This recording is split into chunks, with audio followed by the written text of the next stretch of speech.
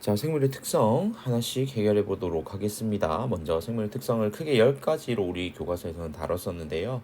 교과서 기준으로 묶여져 있는 것까지 다 묶어서 여러분들 정리해 놨으니까 교과서랑 함께 보면 정리가 더 잘 될 거라고 생각이 듭니다. 먼저 첫 번째는 세포로 구성입니다.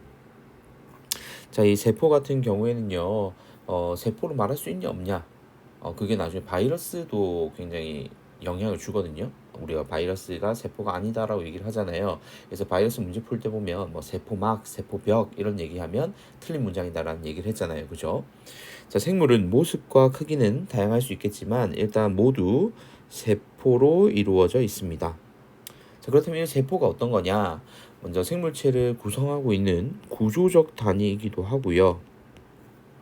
또한 생명활동이 일어나는 기능적 단위이기도 합니다.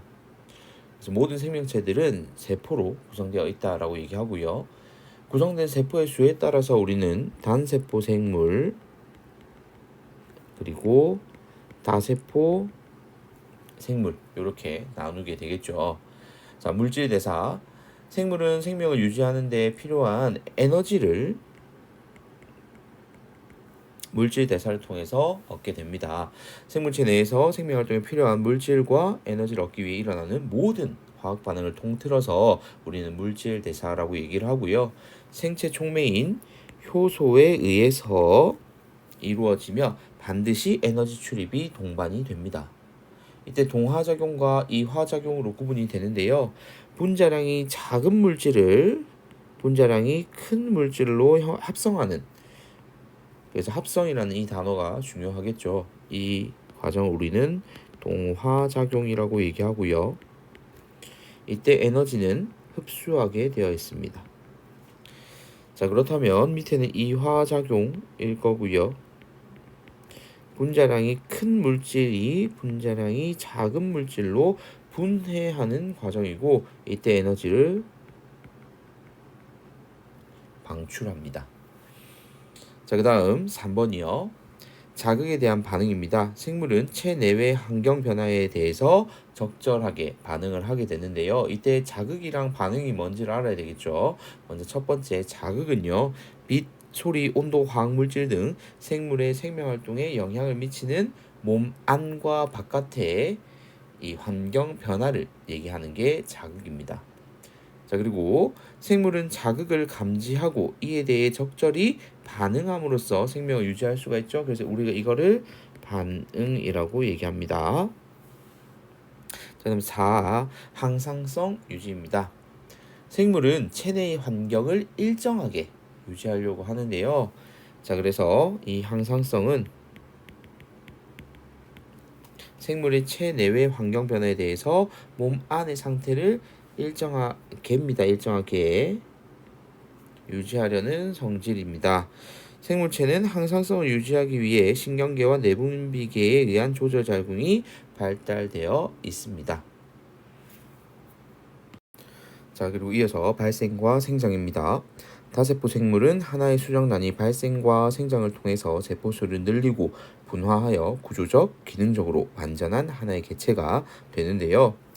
이때 발생은 하나의 수정란이 세포 분열을 거듭해서 세포수를 늘리고 조직, 기관 등으로 분화하면서 하나의 개체가 되는 과정을 발생이라고 얘기하고요. 생장은 어린 개체가 세포 분열을 통해 세포수를 늘리면서 성체가 되는 과정으로 개체의 크기와 무게가 증가하며 구조적, 기능적으로 완전한 개체가 됩니다. 자, 위아래 두 개를 한번 보면 세포 분열을 거듭하고 세포수를 늘린다까지는 동일해요.